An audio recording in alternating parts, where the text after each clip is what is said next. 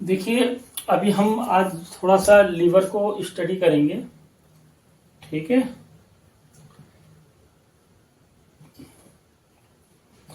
मैंने लीवर को पहले तो स्टडी कर रखा है, सॉरी करवा दिया है। अब मैं सिर्फ छोटा मोटा मोटा से बता रहा हूँ क्योंकि अब हमें जाना है पेट की साइड में। ठीक है ना। कुछ और मैं यहाँ पर डिस्कस करने के मूड में हूँ। ये मैंने बोला था इसकी 4 लोब होती हैं, लेफ्ट लोब, राइट लोब, ठीक, और ये क्वाड्रेंट और इसके अंदर कॉस्टाडेटिक। ठीक, 4 लोब। अब लीवर को मोटा मोटा पहले समझ लेता हूँ, वरना ज्यादा जानकारी के लिए इस आगे पीछे मैं बता चुका हूँ पूरा लंबा चैप्टर। लीवर एक तो हमें डुअल ब्लड सप्लाई देता है। Dual blood supply, dual blood supply का मतलब ये है कि इसकी जो एक हेप्टिक आर्टरी होती है, एक हेप्टिक वीन होती है। तो एक जो इसकी आर्टरी है ऑक्सीजन और ब्लड लेकर चलती है। ठीक है। दूसरी क्या है, ऑक्सीजन और न्यूट्रिएंट्स लेकर चलती है। यानी कि sorry sorry sorry oxygen blood blood nutrition, sorry blood nutrition. ठीक है ना, क्योंकि ब्लड दोनों तरफ होगा ना। Dual dual blood supply, dual blood supply.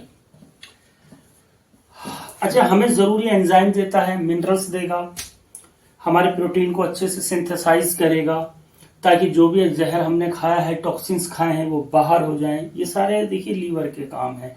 इसके कुछ हेप्टोसाइट्स होते हैं, कफलर सेल्स होती हैं जो हमारे टॉक्सिन्स को बाहर करती हैं।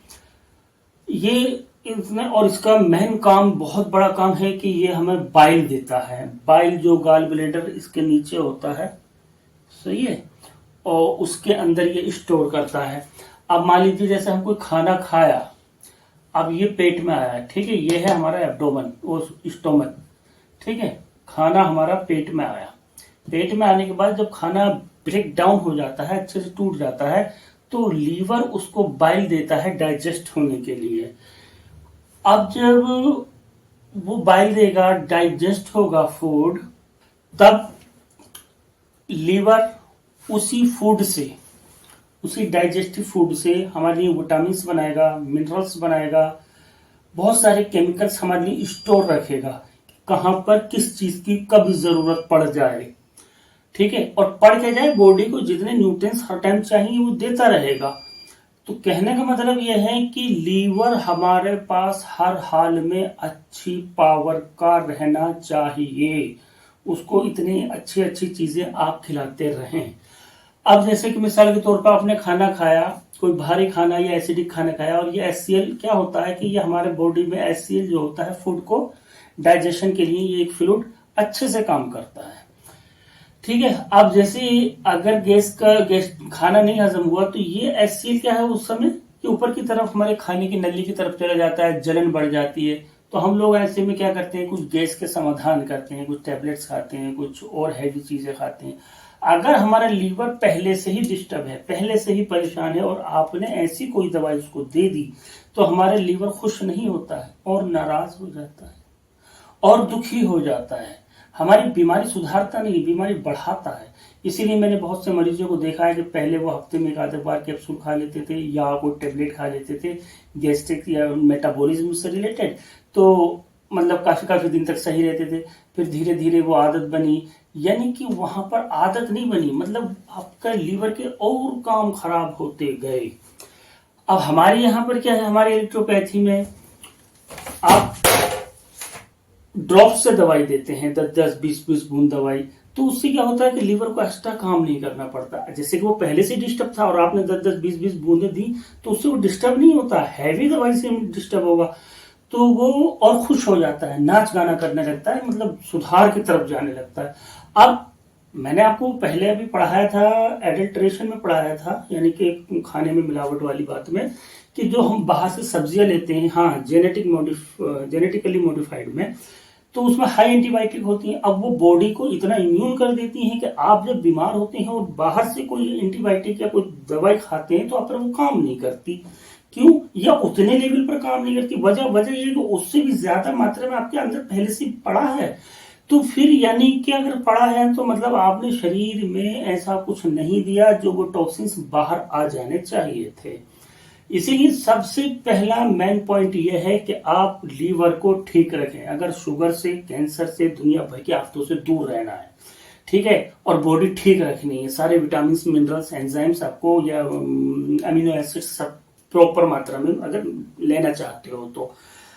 अच्छा देखिए, अब हम यहां से पहुंचेंगे लीवर, एक हेल्दी लीवर कैसे फैटी लीवर में बदल जाता है, या अगर हम नजरअंदाज करते रहे फैटी लीवर को, तो फैटी लीवर की भी खुद ग्रेड 3 है, 1 2 3।